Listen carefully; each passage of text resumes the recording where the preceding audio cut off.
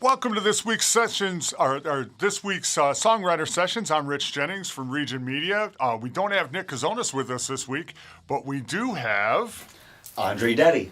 Andre Detti with us this week. I apologize for missing last week. You know that vaccination shot really kicks your butt.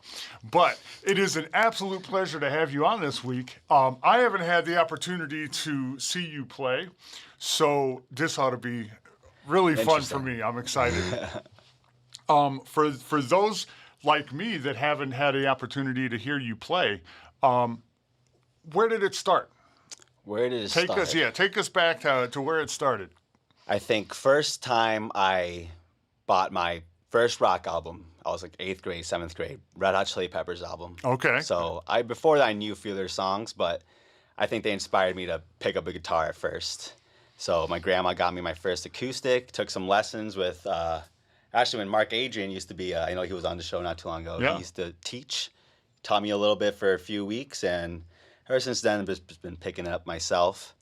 Didn't start singing till way after that. That was probably back in 2008. Started playing guitar, but started singing about 6 years later, and just started picking up after that, and just kind of grew a knack for writing songs for a while, whether it was just ideas in my head, actually putting it on the paper, or just playing it out loud and see what goes on with it. But so what caused the picking up of the singing later? Was it just a different? Trying to figure out when exactly. I think I was in a talent show in, I think it was 8th grade, and I wasn't a very good singer at the time. I think we sang Nirvana, Smells Like Teen Spirit, and I'm just yelling the whole time. But I got a first taste of some showmanship and actually using my voice, and I don't know, I started listening to more artists that are more palpable to my voice, I guess, being a baritone, and finding certain bands that I like singing to, and overall just over time just getting better and like, oh wait, I'm actually not bad at this. Who are some of those artists that influenced you coming up? I think Kings of Leon for sure. His voice, I think I just liked singing their songs a lot, and I think it matched my voice pretty well.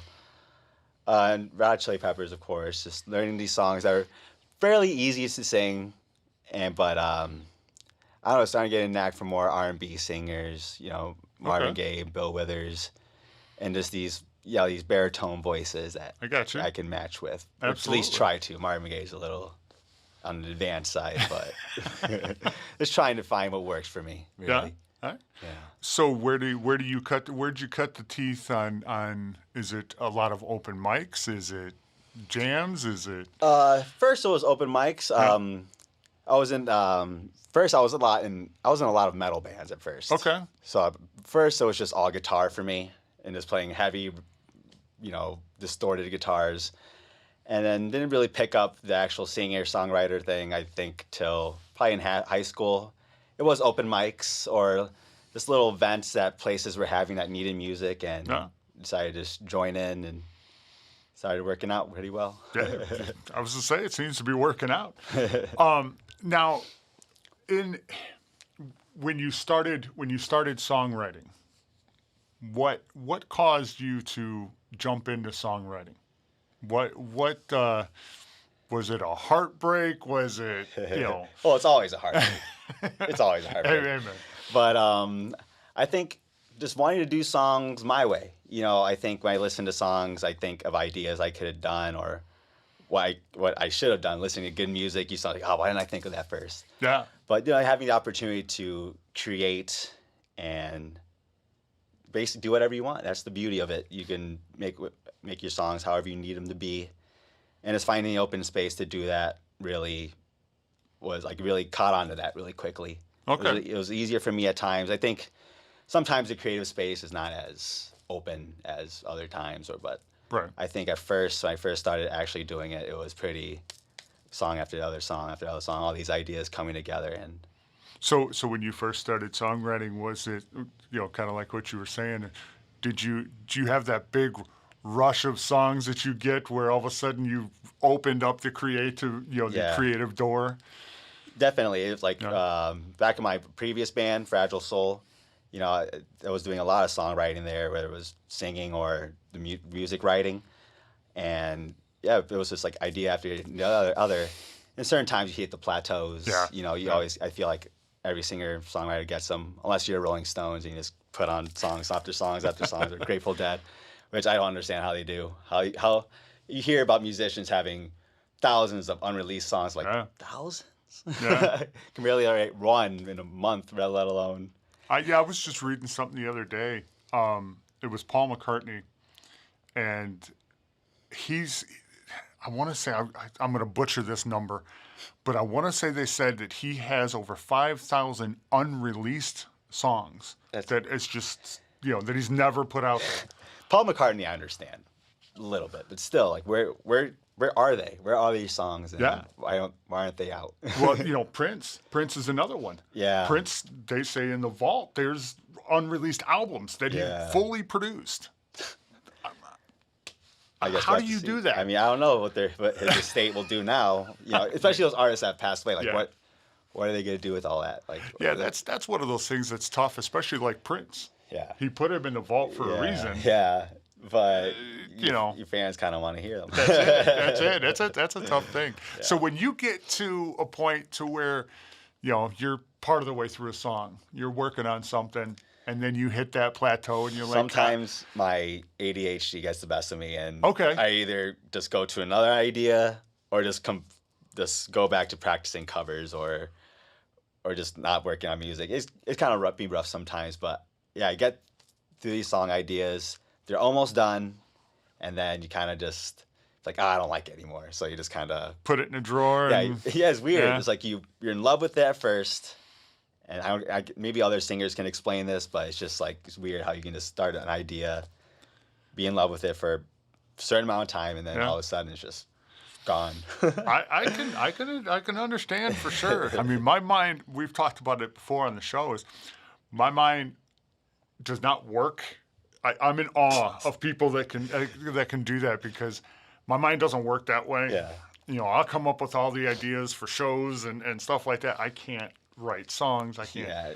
God knows I can't sing. But not about me. What's the first song that you had for us? What's the title of that one?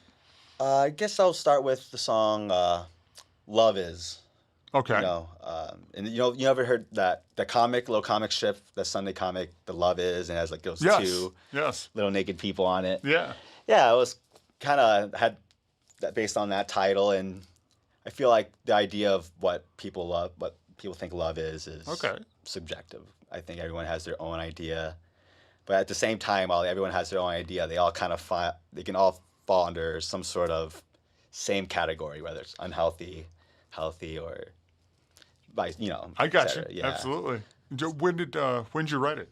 That's probably the most recent song I wrote, and that was about last year. Probably middle of COVID, summer, where it was I guess nothing to do. And that was going to be my question: is how many of those songs did you start during COVID and say, this isn't working because you've had too long to think about it? Yeah. That song in particular, I'm surprised I got that. That just kind of flowed so well together that I think I was just grateful that I actually got one finished. But I think there's a few songs during COVID I got that are in the back burner right now. Yeah. But I actually did get one actually produced. It had drum tracks and everything, and it was produced by Paul Bennett and Adam C. Mastering. Okay. Called Conversations. Just released it not too long ago. But yeah, that was all written during COVID. So I got one song. Better than nothing. Better than nothing. Now, I've talked to a couple people before about what COVID meant for songwriters and stuff, because now you've got a little bit more time to be home alone and think. And I'm always surprised because I would expect, I was able to knock out 20, 30 songs. And almost everybody tells me the same thing. It was horrible. I can't finish a song because they have so much time to go back and pick it apart. Sometimes, too much time for me, for example, would be not a good thing. Yeah. Let's put it that way. I think too much time like you said, too much time to think it over, put it back, and then having enough time to just kind of brush it aside. I know you have all the time to do all the things you want to do, but might not always work out in the end. And definitely, I know outside of, I know a lot of singers and songwriters, they have their other part of their life too. And some things kind of, I know for a lot of people, a lot of things, unexpected things happen for them and might have gotten away in the creative process. And it's inevitable sometimes, You want to go ahead and play Love Is? Oh, yeah, for sure. Oh, awesome.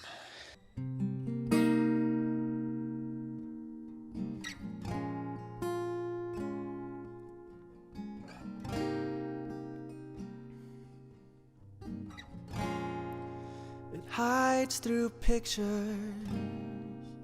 These eyes have seen pain. 10 calls says I miss her. It's just all a masquerade, but baby, that's okay. 'Cause I don't know no better. I just really wanna let you know what love is, yeah. What love is.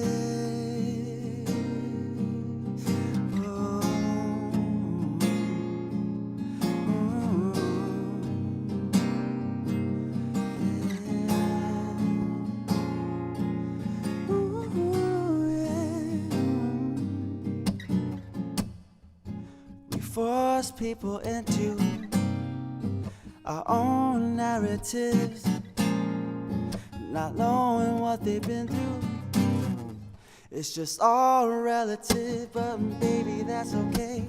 'Cause I don't know no better. I just really wanna let you know what love is, yeah. What love is. Love is a gamble, but a game. Love is a fortune, bleeds the same. Love is important, it's but a shame. Love is. Love is impatient, it needs its way. Love is evasive, it longs to stay. Love is a moment, and you're miles away. Love is. Love is.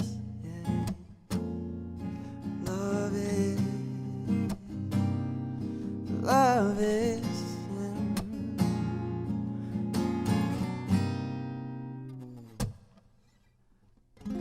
But I'll open my door when I'm ready.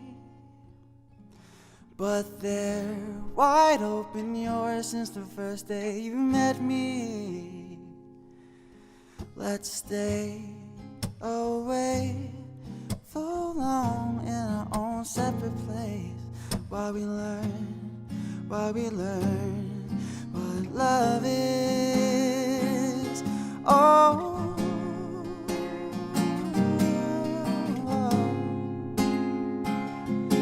what love is.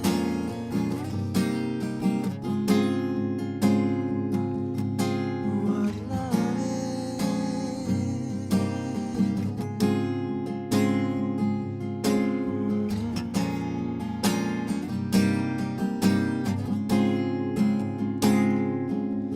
Love is a gamble, it's but a game. Love is a fortune that bleeds the same. Love is important, it's but a shame. Love is.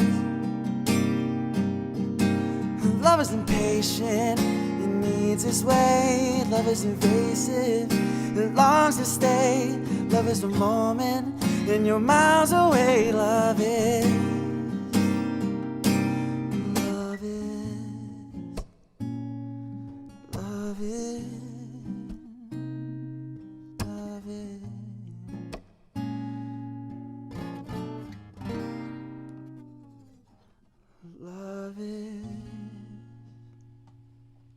Very nice, very nice.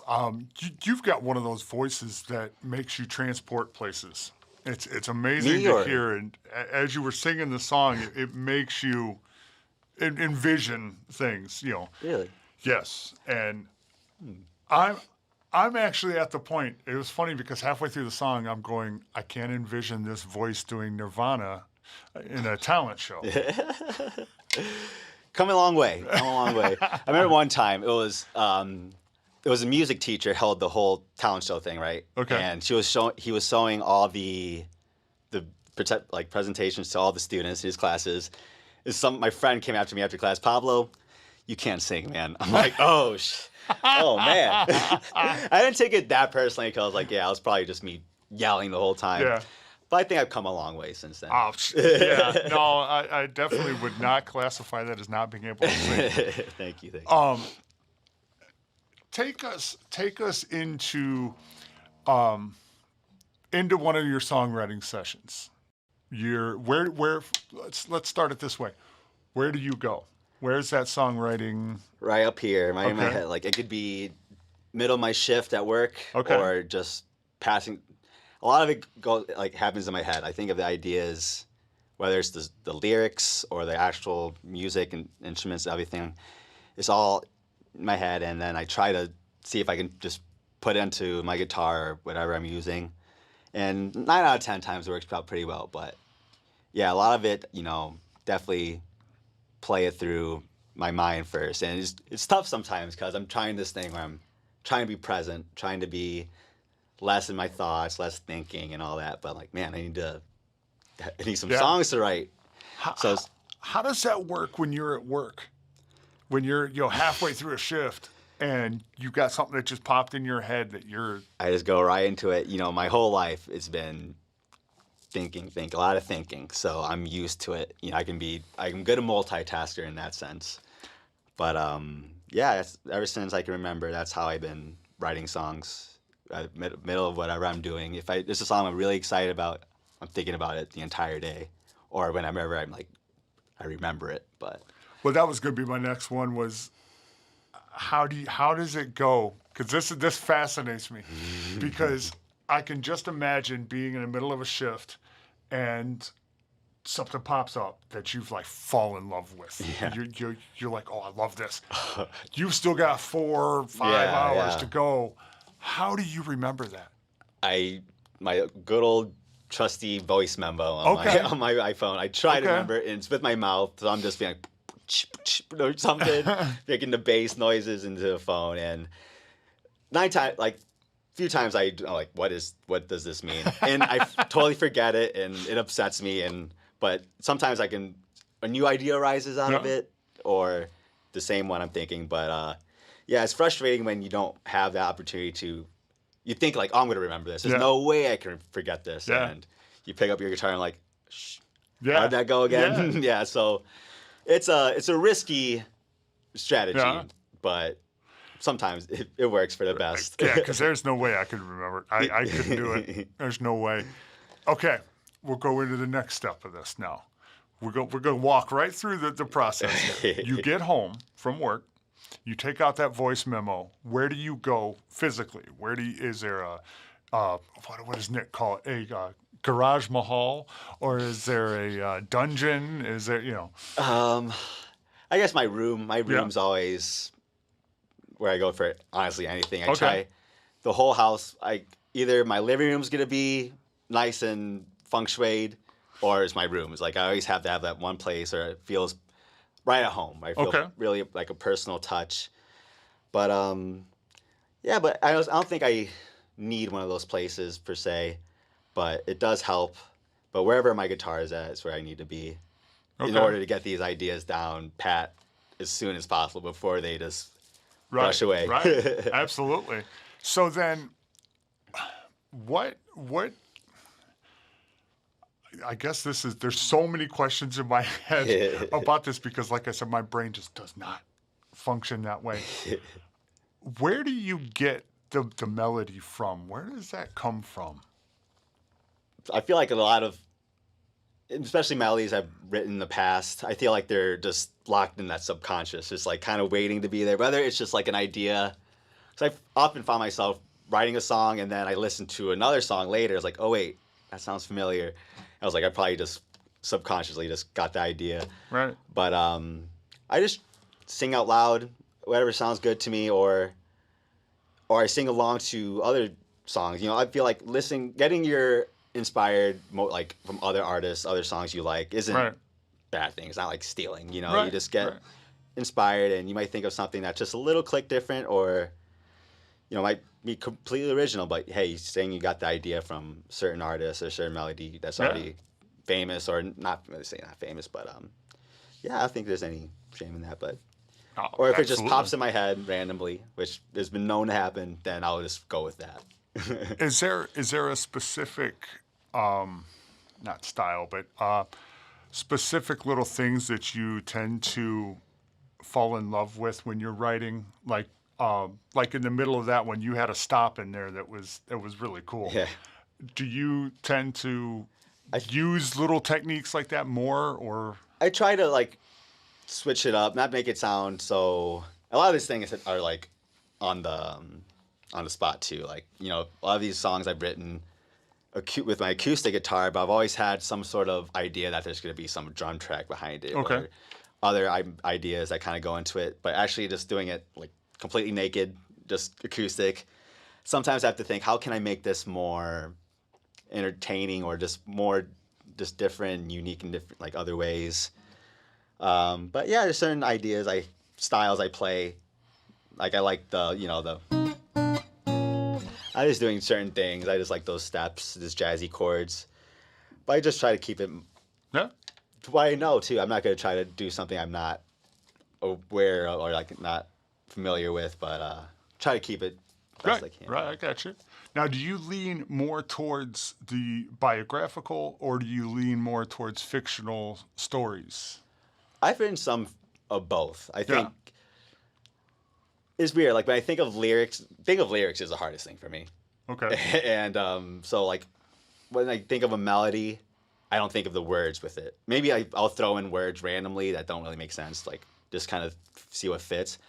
But if I can like try to make something work with a certain line or sentence I made, I'll try to base it off that single sentence. And sometimes it goes into lately the songs I've been writing have been more about me. Okay. Yeah. So there's been some stories I've written, but I feel like listen to old school singer songwriters is like a story about some guy some in a different town. Like that seems so foreign to me. Like I don't think I'm gonna write a song about a story about a guy, but those songs have been so famous and so like popular over the like last 100 years. Yeah.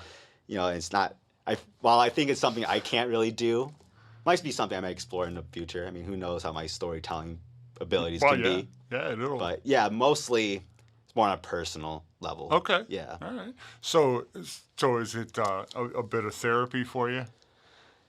Trying to be. It can be the opposite, though. It can be like really frustrating. I can't think of this line, and I'm just going to go do something else. Yeah. And there's been a lot of that, especially with this lyric writing, I try to not get so frustrated myself. Right. It's really easy, especially I think for singer-songwriters. I can't speak for everyone, but I think it's a very frustrating process, a very self-damning process, Right, I got you. And you can just easily be discourage yourself, but I think you just got to remember, like, this is what we love to do, something we're good at, and it's not supposed to be something that, like, stresses us out. Yeah, we've talked, before, Nick and I, with multiple people about how it's supposed to be, we want people to understand that there's feelings behind these songs and the process that you guys go through. Like you say, the self-damning and the frustrations and the pain that you go through when you don't get it quite the way you want it, and and realize that cover songs are awesome. Yeah. And there's a place for it, but to hear somebody pour their heart out, especially in the biographical ones, that there's pain there. Yeah. You have one of those voices that you can feel that. So I just want everybody to understand the process that these guys go through to give this music to everybody, because not all of us can do that. What's the second song? What's our second one? Going with a song called Healing Man. Now, this song I wrote, this was pre-COVID. Okay. Actually, a couple years ago now. But I wrote it right after my trip, and I went to Guatemala. Oh, okay. For a couple weeks, and went to the the rainforest. There was where the Mayan ruins, Mayan temples are. Yeah. And I had a very awakening experience in it. It was a very beautiful experience I had. And I was like, okay, this is something I got to write a song about. Absolutely. It came Absolutely. very naturally to me, and I think lyrically, I think it's one of the more ones I'm proud of. I actually took a lot of time with it. Yeah, I really but thinking again, it's that situation where like I had a I had to like figure out how am I gonna play it today, and I figured it out last night because like doing it acoustically is like tried it like different ways, and I think this way I like the most. But So when you wrote it, was it wrote for electric? it was more of like a band style or Oh, okay. with a drum track or more of like a flamenco type style. Oh, okay. But yeah, I think trying to just figure it out, and I think, but overall the story and the way I sing it hasn't changed though. Just what I do on this guy, it would really. Now, did it go with you to Guatemala? Did I have this one at the time? No, I didn't have this. I didn't own this guitar at the time. No? All right. And I don't think I brought one with me. Well, okay. Now, if you didn't have one with you and you had this experience in Guatemala, how did you start writing this? Did it happen after the fact at home or? Yeah, it happened at home. Yeah? After the Okay. fact, for sure. I'm just trying to figure out how the melodies came together. Yeah. That was a while ago. Like I've had this song written for quite some right. time, but I know the lyrics came very naturally, and definitely something had more of like a proud feeling to it. Because I'm from Guatemala. Okay. And I love being there, love being with my family, and it was just it just kind of like I said, it came very naturally. Was that the first trip? Or Well, was first that... trip as an adult. I used to go okay. a lot as a kid with my family. It used to be our family vacation. But I was 25 last time I went. Okay. And, that was the first time I went actually as like a man. As you're seeing things differently. Yeah, definitely. And it was a beautiful experience. And yeah, I wouldn't trade it for anything. That was very cool. What made the experience so cool for you? What? We were on top of the tallest tower there. Okay. And we were watching the sunrise. And it was like an overcast day. And we were kind of like thinking like, oh, are we gonna see it? But you can see like trees as far as you can see. It's just all green. It's awesome. But then you can see like right in the little crack, the orange sun started coming out, and like I just started bawling. I was crying because it was so beautiful, and like just being so present, being so just thankful for just the moment. I think. It was it was really life changing for me. Very cool. Yeah. All right, now we got to hear it now. I've got to hear it. This song's called Healing Man.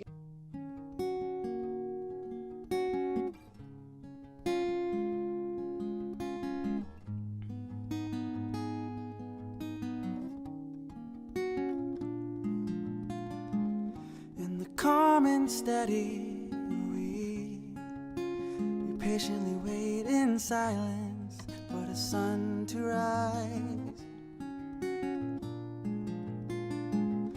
Beneath the gray lies every shade and hue of green, as far as the eye can see, the speckle in the sky.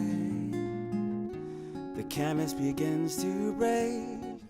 Deep into the seventh state I go. My heart awakens to everything inside. What was once the great unknown now makes me feel less alone. I'm sure I've been here before. The healing man escapes his head again, only to wait for bitter days to end. The sun arrives and our souls ascend, while we wait for our new lives to begin.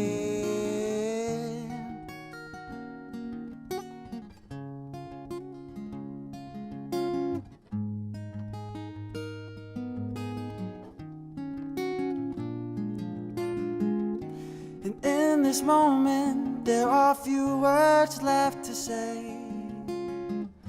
What sense that may be left these tears have washed away? If not immortalized, what else could it be? I know this day stays with me every day that I leave. The healing man escapes his head again, only to wait for bitter days to end. The sun arrives and our souls ascend, while we wait for our new lives to begin.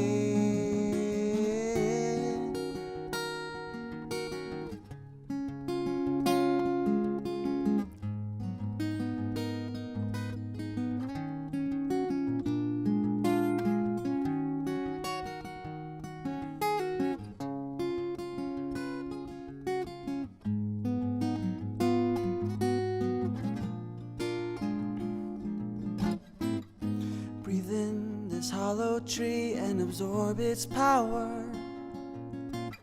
and gaze upon this land from this lonesome tower. And the kings of the clouds, they sing songs that bring us peace, sung so effortlessly, they mean everything. The healing man escapes his head again, only to wait for bitter days to end. The sun will rise and our souls ascend, while we wait for our new lives to begin.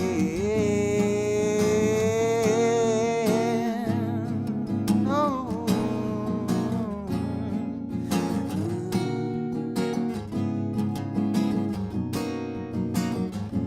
To begin.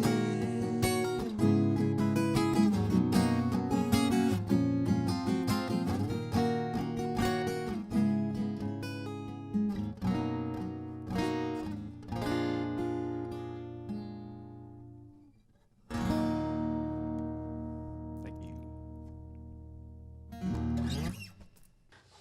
That was phenomenal. You said it was Healing Man? Yes, it was. Very, very cool. And that's another song where I'm envisioning, as you were singing, I'm sitting there envisioning how that would be a kind of a life-changing It was, thing. yeah, it definitely was. And yeah, I tried to describe my experience the best I could in the lyrics, and hope I did a good job. Worked for me. I can envision, kind of what you were talking about, in the fact that you had made the comment of, is it gonna come through? Is the sun gonna be there? Because you said it was so foggy, and yeah. and when I lived out in the state of Washington for a couple of years, first time I'd ever gone out there, it was to take care of my father, and when I went out there, everybody kept telling me, they're like, the mountains are like right there. Yeah. For 3 days I didn't see them. I'm like, there's nothing there, really? because it was so foggy. Yeah. And I'm like, there's nothing there. All of a sudden, that third day, we're driving by, and I'm like, holy crap, there's a mountain right there. Yeah, man, it makes humbling But it experience. does. I bet. It's an amazing thing when you think about nature and that type of just the beauty that it can bring. Now, you were saying that right before you played, you were saying that you were trying to figure out how you were going to play. Yeah. At first, like I said, this was kind of written more of a flamenco style. Then I was just strumming it more acoustic, like traditionally, just full on strums, E minors, all the full chords. Then I tried this reggae style, and it worked out. But I was like, how do I keep transitioning? But I feel like the easiest way was the cool finger picking and keep it chill. Yeah. It worked out. I think I'm gonna keep practicing. It was just last night. I was like, you know what, finger plucking it is. See, and that's the amazing thing to me, because you said you envisioned it more when you wrote it, more through the full band. Yeah. How do you go about scaling something down like that when you write it after an experience like that? you have all these thoughts in your head and everything's going through with the band and everything else and how you envision it. How does an artist go about dialing it back into a solo acoustic? Yeah, definitely. You know, my whole songwriting, I guess you can call it, career. Yeah.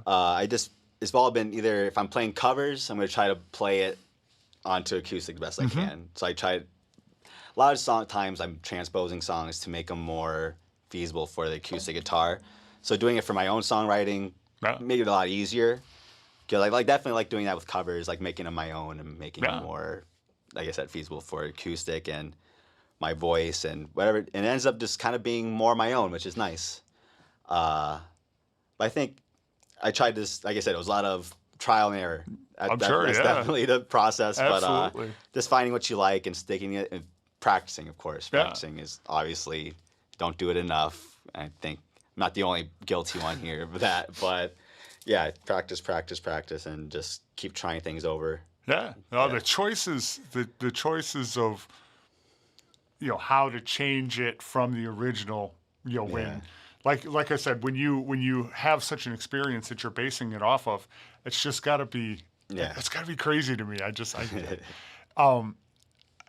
It just floors me to watch when you make it your own. What goes through your head when you take a cover? I do. And you're gonna change it.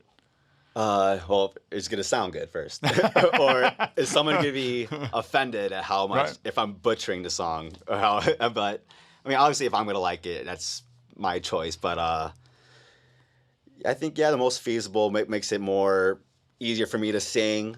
I'll take a song that's on the key of A, but dropping it down to G. If it makes it easier for me to sing, I'll change the whole song totally for me to make it easier, and it ends up sounding better sometimes. Okay. But not much goes through my head. No, even on a regular basis. But try to keep it empty as possible up there. But I do have to think. I try to just make it just easier to play for myself. I got you. Absolutely. Yeah. Absolutely. Now, what are the favorite covers that you play? What's your favorite ones? I like playing the Pink Floyd ones. I like playing my Money cover a lot. Okay. I like Bob Marley ones. I do Is This Love? Learning jamming right now. So, I like doing those. It's crazy how I get asked that question, and all the songs I've ever played, it's blank. I can't remember. Now I can't remember anything I play. But, I think I like the songs that definitely get a good crowd response, too. Some songs I feel like when you go to these cover gigs a lot, people are playing the classic rock a lot, and which is good, but some people don't want to hear that all the time. Right. So I try to switch it up, play the R&B songs. I love playing the Usher songs because you always hear someone surprised and someone's playing Usher. Yeah, okay, that surprises me. Okay. But definitely those. The good crowd responses makes me feel good. Inevitable. Very cool. That's. It just, like I said, it just floors me because my brain just doesn't work that way. But Usher, I could definitely see. I could see your voice working with that. I wouldn't have thought that you were going to say that. But yeah, that's cool. Exactly, that's what the crowd's thinking too. Because who goes into a set thinking Pink Floyd and Usher? Yeah, the Creedence, the CCR. Absolutely. I'm gonna play a Maroon 5 song too. Just try to mix it up. Yeah. Especially when I'm making a set list is kind of hard too, because you got to read the room. Yeah. You got to switch some things around and just see what goes well. But yeah. When you have a song that you've played, like you said with that one, you've had that one. You said about 3 years now. 2, I think. 2. Yeah. When you have a song like that you've played multiple times, and how cool is it to sit back and reconfigure it? Coming into this interview, you said. I think I like playing it the finger style. I have to practice it more, but I think overall acoustic-wise, I think that's the way I'm going to stick with it. And I honestly haven't played this song I haven't played a lot of my originals for a lot of people. I haven't played them a lot. When I do my cover gigs, I don't really slide my originals here. Hope no one notices. But and just seeing the overall reaction to them, but I think overall I have to like it, you know. And I think especially with your originals, you be our toughest critic, you know. I feel like so I've definitely into that a lot. Especially with all the songs I've written, because I feel like, you know, if I'm going to do these songs, they're most likely going to be acoustic and played more acoustically than anything else, unless I want to record them. But yeah. As you're doing that, how much did it take, especially early on when you first started getting into the singing and the songwriting aspect of it? How hard was it for you to put other people's opinions out of your head and know that I've got to do what I want to do and I can't listen to... It's weird, like the opinions that I think I haven't heard, like, I don't really hear the negative opinions. I put the negative opinions thinking that other people are going to think that. You know, it's like more of me against myself. And then I think like, oh, someone's going to think this song sounds boring or it's not fast enough or whatever. Right. I put those in my head, and I don't really. But like when people, if I would hear some like bad opinions of the songs, I guess I would, all you can do is just listen to them and not take them personally. And who knows, maybe they're onto something. But at the same time, as long as I think you love what you create, that's a part of it. You have to love what you make. You know? Yeah. I feel like it's not like you kind of like, you don't have to kind of like it. You kind of like, no, I think you have to love it. And that's kind of like, I don't want to say I'm a perfectionist, but I can't think of another word for it. Right. No, that's what I'm saying, like the toughest critic. Yeah. So I think I got to put my overthinking and my tough critique, kind of out of the way. I think that's where I need to start. Because we've talked before, Nick talks about anxiety and stuff like that, and when we had Andrews on 2 weeks ago, same thing. That's what I was wondering is what it takes to put that type of. But if you're your own toughest critic, it gets a little tough there. Yeah, it's got to be a little easier there. But I think that's like sometimes people are conditioned to kind of be tough on themselves. Yeah. Singer songwriters or just any other person that goes through their life, everyday life. Sometimes I think we're our toughest critics sometimes. And it's got to be harder for a musician because you look at actors. Yeah.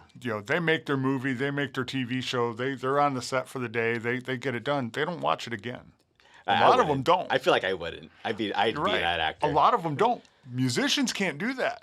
Yeah, because you've got to play it. You've got to be there and face it. When I make a song, whether it was with my old bands or mine now, like I'd listen to my songs. Like I do a lot. Where I don't know if it was in a critiquing format. In my head, I don't know what my head's saying. I just like hearing them because I feel like if they're recorded, that's like the finished product. And I feel like once it's at that level, you can't help but to like it. You know what I'm saying? I can't be hard on it. I mean, if it's already done, I can't be still critiquing it. That'd be just torture, self-torture, I feel like. But yeah, I tried. I know it's tough, with musicians for sure. Artists too. It's kind of it's a tough world sometimes for artists. I think people don't see it as a necessity, or don't realize how much of a necessity it is.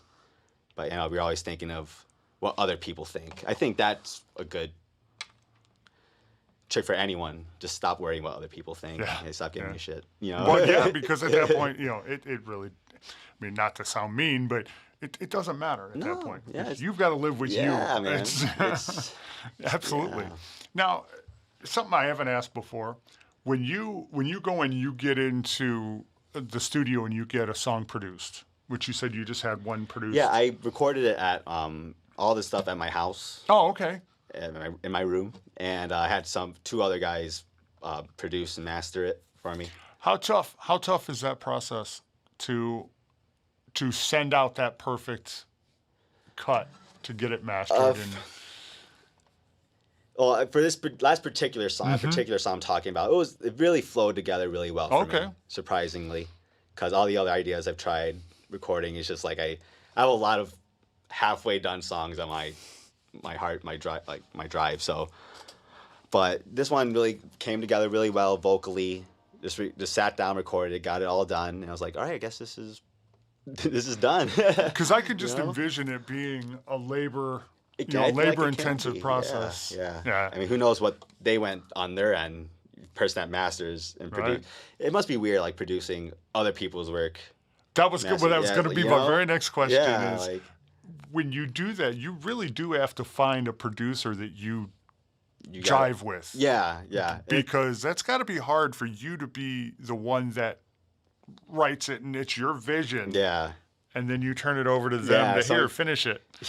And and someone it has to be someone you trust. Paul Bennett, I did have worked with him in the past with my past band, and I think me and him have a good relationship. He's really easygoing, and he would never do anything that's out of your comfort zone, and I think that's important, finding someone that does that. Right. But yeah, he made it easy, and definitely his input. He put a lot more influence that I originally thought he would have onto the song. At first, I was like, "Whoa," but then over time, it definitely worked out and made a really good track. Yeah, I'm Very happy cool. with it. Very cool. Maybe this shameless plug: "Conversations," my only single I have. It's on Spotify, iTunes, YouTube. Check out my YouTube page, Andre Detti. Yeah, you should check it out. We'll have to talk. We'll get it over on Region Media. I am not afraid to put singer-songwriter songs up on that website. Let me tell you, especially from the region. What is this third one? What's our last one? Did I name this song? Ooh, it's I think it was the first song I wrote when I started doing my solo stuff. Right after I left the band, I think it was the first song I wrote, and I think it's a heartbreak song. Not a heartbreak song, but it's about a girl, and the lyrics just kind of flowed together really well. Okay. And it wasn't, I think something, you're just so much in your head about, and you need to, people have journals and diaries. Yeah. I think I just put this into song form, and it's kind of just worked out. Okay. Hey, that works. I need to think of a song name. Okay, so for those of you that are watching, as we go through this song, in the comment section below, let's leave comments to let him know what song title you think this should be. Let's go ahead and hear it, and let's give him a chance to let him know the comments here.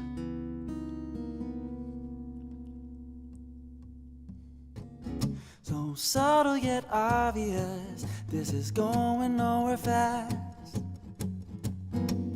Keep acting oblivious and see how long it lasts. You're scared of giving trust a chance. You break steps that repeat the past. Is it lonely or is it just me?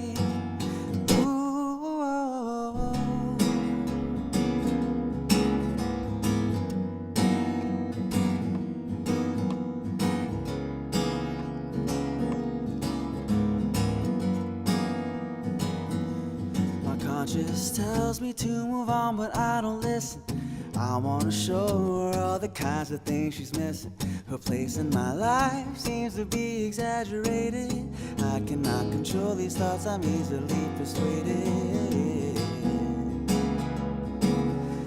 As you turn away from me, my mind's running away with me. I think I'm in this too deep. 'Cause this is no ordinary obsession. You think by now that I learned my lesson. It's the usual to have these emotions. I paid with time to earn your blessing. What was the use of those confessions with my pupils the size of the ocean?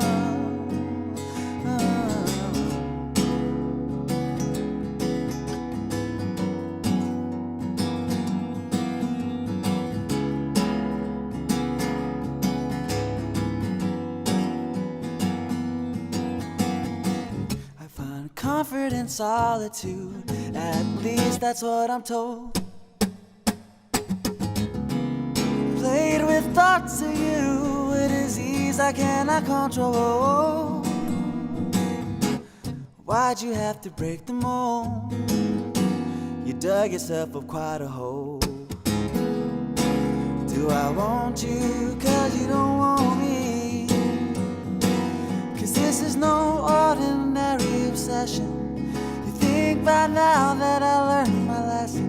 It's the usual to have these emotions. I paid with time to earn your blessing. What was the use of those confessions with my pupils the size of the ocean?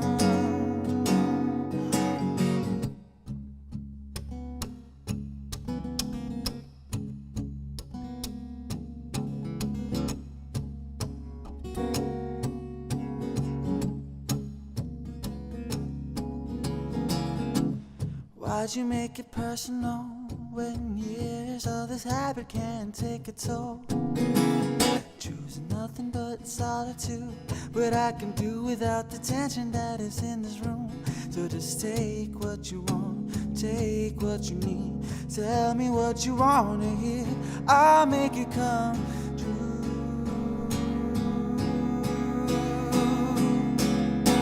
'Cause this is no ordinary obsession.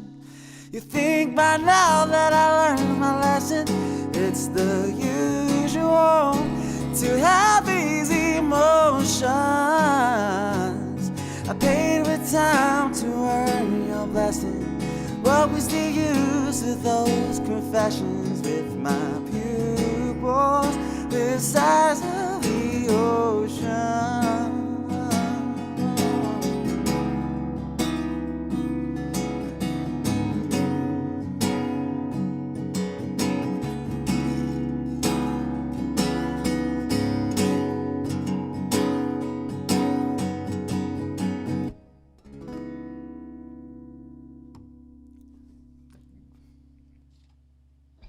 Okay, that was another one of those songs that makes it very, very easy.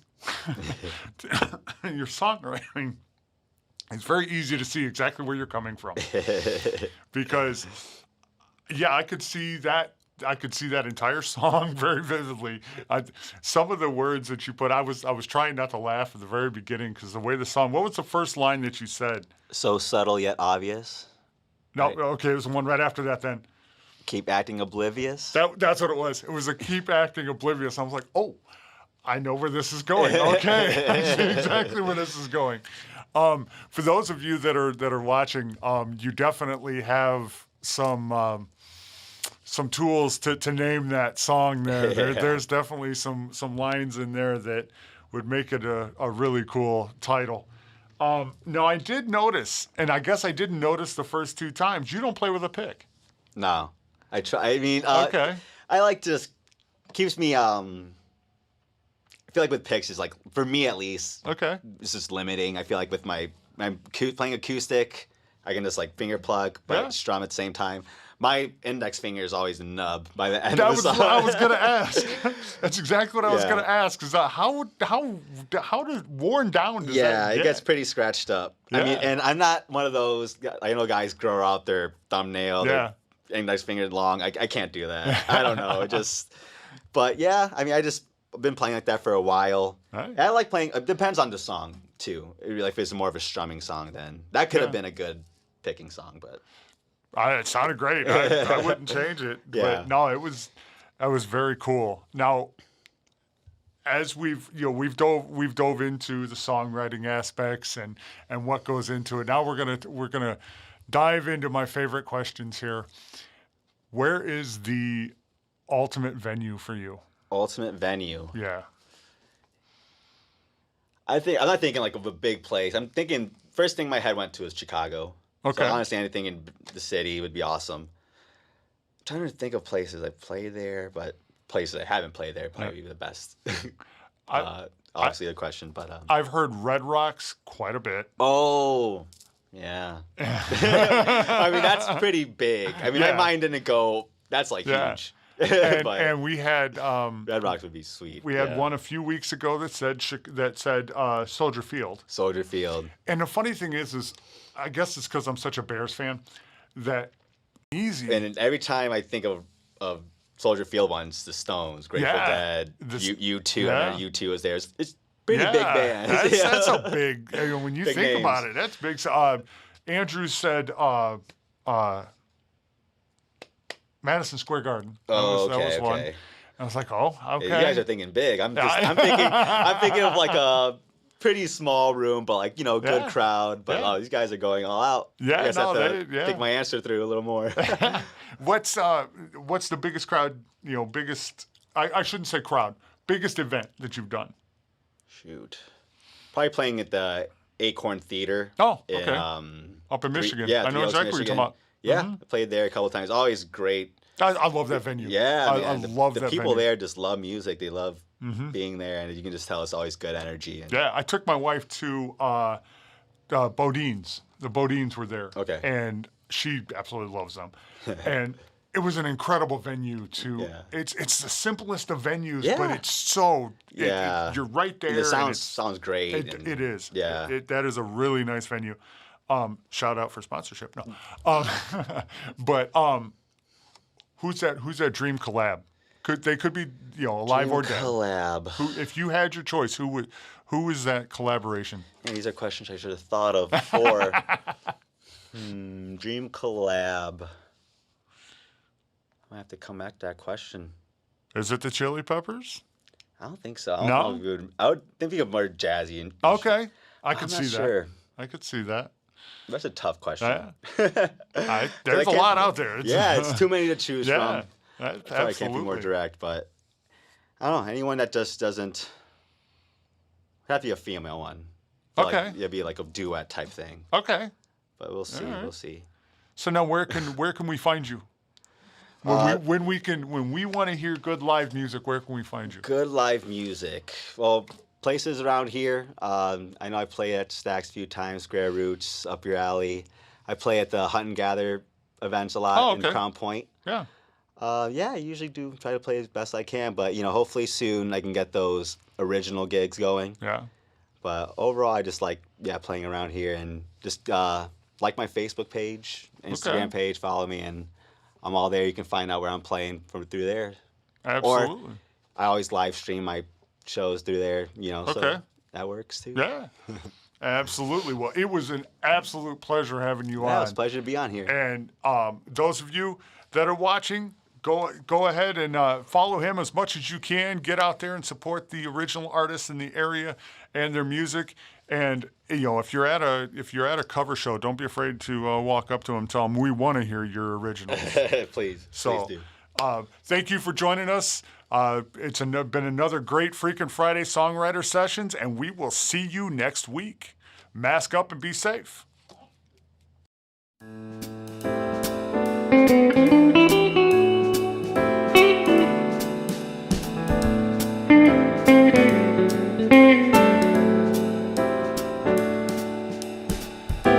Thank you.